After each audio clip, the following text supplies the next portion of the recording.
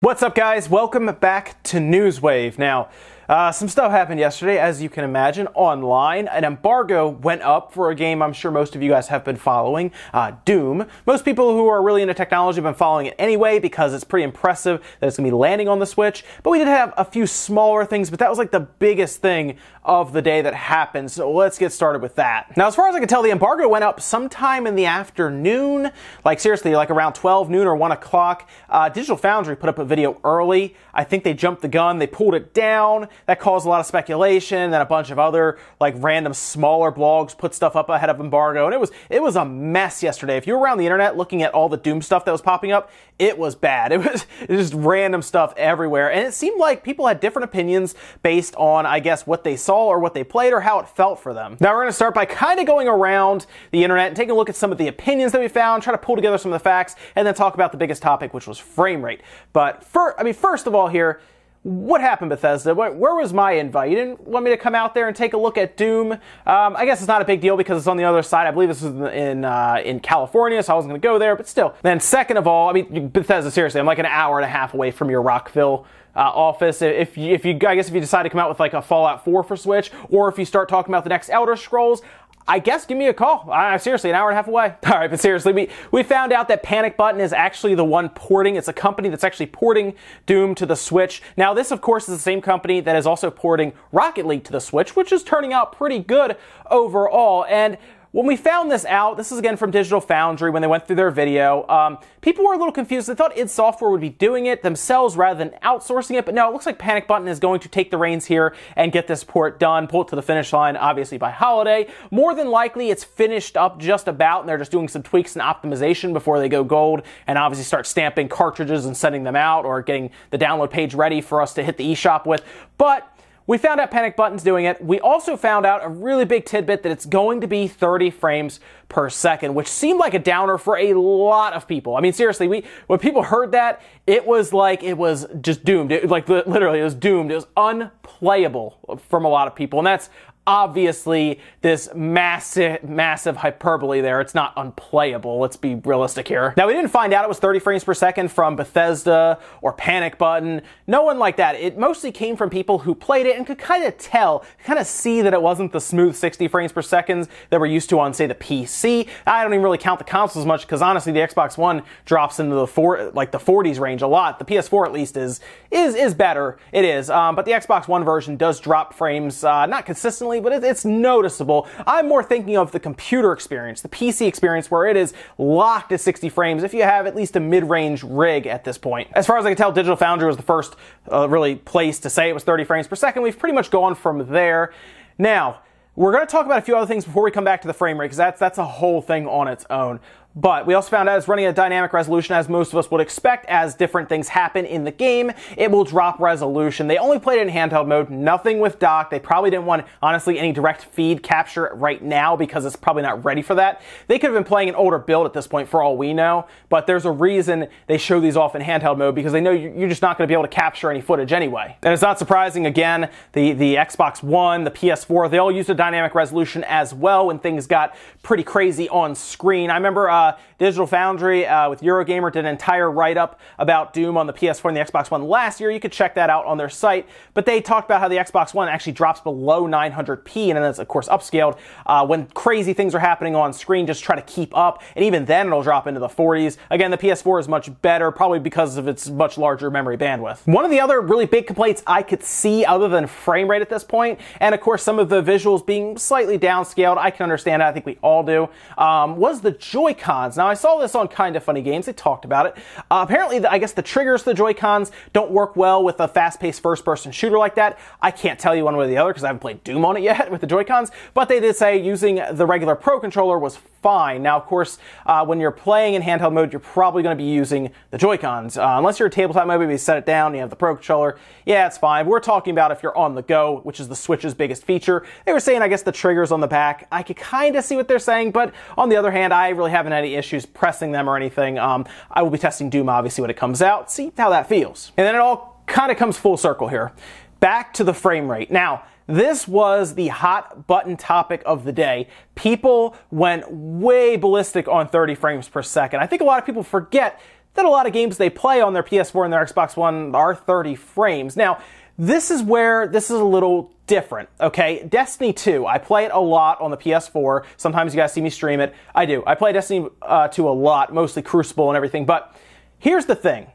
That is 30 frames per second now. It has never been 60 frames per second before, obviously, the PC version comes out. So we don't know any different.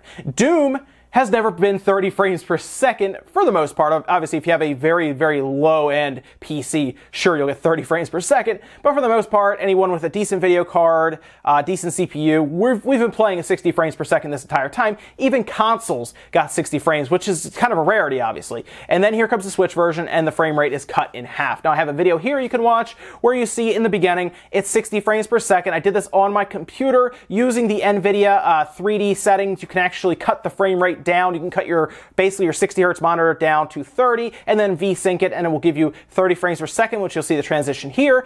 And yes, the transition is kind of jarring when you place them side by side. But I will say, if you are not used to either and you're playing it, you may have a hard time kind of discerning where the frame rate is at that given time. In fact, it was so hard for some people at this particular press event that some accidentally reported it was 60 frames per second ahead of time because they just couldn't tell. Some people just don't have the experience with this. If I saw this game being played on the handheld, I would probably be able to tell, yes, it's 30 frames. That's just because I've had a lot of experience with this stuff. But really, should 30 frames per second deter you from buying this game? That depends. If you want it portably, it should not, because that is the Switch's strong suit. We have to compensate for what it is total. I mean, you see the form factor, it's a mobile processor, but the fact that it's running Doom is impressive. I understand why the people from Digital Foundry were astonished that it was playing. To be completely honest with you guys, I did not believe it would run on the Switch until we've seen it now. I really didn't. I was like, how? This thing's really going to run on the Switch? This is a game from 2016 that's a AAA game that even the PS4 and the Xbox One did have a hard time playing at different times when you're running through like the series action phases and everything. Now, they did say the Switch does have dips right now as well. Could change. We don't know. But the fact that that game was ported to the Switch this quickly, like seriously, this fast, is telling.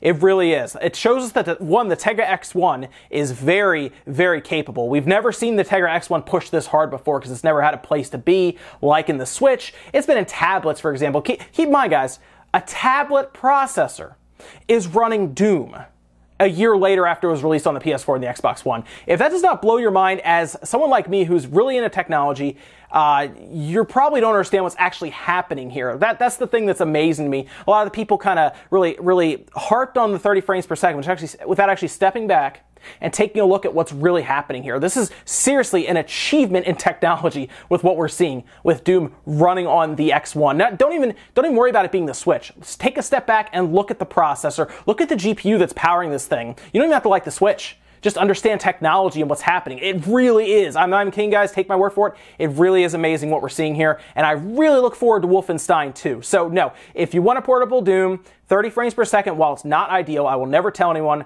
30 frames is in any way better than 60. 60 is always better.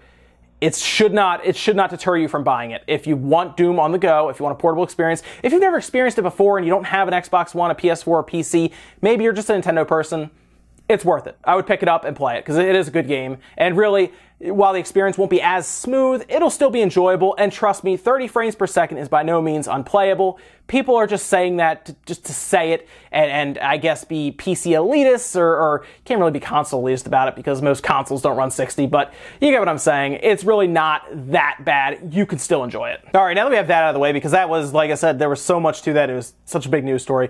Let's jump to a few other small topics before we wrap up here. One of the really interesting ones that I saw, it seems to be another step for Microsoft to kind of phase out the Kinect. They are now allowing you, for insiders there's like an alpha program you can join and try out some of the very, very new features that are very much still in testing. You can actually replace your Kinect now, or I guess just plug in a webcam if you never had a Kinect, to your Xbox One and use that for live streaming over Mixer. And this is actually really cool because, one, the Kinect is, I think personally, kind of useless at this point. I think Microsoft realized this because, again, the history repeats itself here. They brought it out on 360, it was fun for a while, and then they forget about it after a bunch of bad games come out for it. Kind of the same thing is happening here for the Xbox One. They've kind of forgot about the Kinect. They don't care as much about it. And to me, it shows because they're now letting us plug in a completely different webcam to the Xbox One. It's something fans have wanted for a while, and honestly, it makes a lot of sense because the Xbox One is running Windows 10. Why not just plug in another webcam? They're letting you do that. I'm going to be curious when this actually rolls out. They're definitely still in testing, but if it's already in the Insider program, it probably won't be long. And in our last bit of news, Zelda actually won its first Game of the Year award. I know this is a little confusing because the year isn't over yet, but this is for the last fiscal year, and this is in Japan at the Tokyo Game Show at the Japan Game Awards. And what happened here was basically through April to March, they take all the games that are released in Japan and then vote on them. And yes, Zelda did win the big award, the Game of the Year. Now they also gave like kind of trophies for awards for excellence, things like Overwatch, Persona 5, and then a bunch of others like Resident Evil 7 even. But this is big for Zelda because obviously they won the award show in Japan, and from what I've seen, a lot of people are talking about, Wikipedia had it listed, Zelda has not won this award, any Zelda game, since 1998 with Ocarina of Time. That should tell you the job that Nintendo did with Breath of the Wild. This will not be their last game of the year here. They're going to win probably quite a few more going forward as we kind of get up towards the end of the year. The Game Show Awards, I'm sure we'll probably give it to Zelda. And then a lot of smaller sites, I don't say smaller, but like IGN, GameSpot, I'm sure Zelda will win a few of those as well, and it probably will be the overall game of the year. As we've seen, it is like one of the highest scored games like of all time. So I'm just going to be curious how many they end up getting at the end. That's it for Newswave today, guys. Make sure you comment, like, subscribe, all that good stuff. Let me think about any of the stuff we talked about today, whether it is the controversial Doom and its frame rate at 30 frames per second.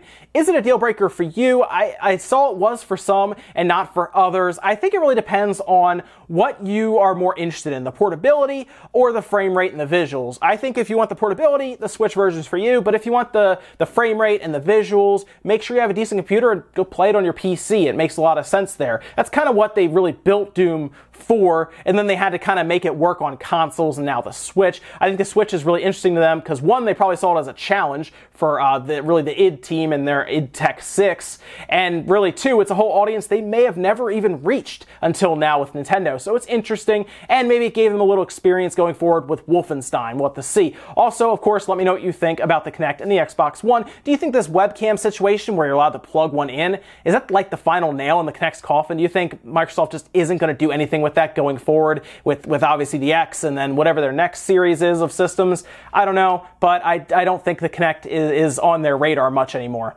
That's it for now, guys. Have a great weekend, play some games, and I'll see you on Monday. Hey everybody, it's Kimmerix.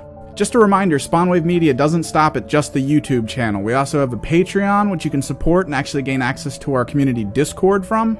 Or you can also join in the conversation over at our subreddit. We should have the links in the description below. You can check those out. It's a great way to stay in touch with us, keep up to date on things happening, and they're a great way to keep the community growing. So please check them out, and we'll see you next time.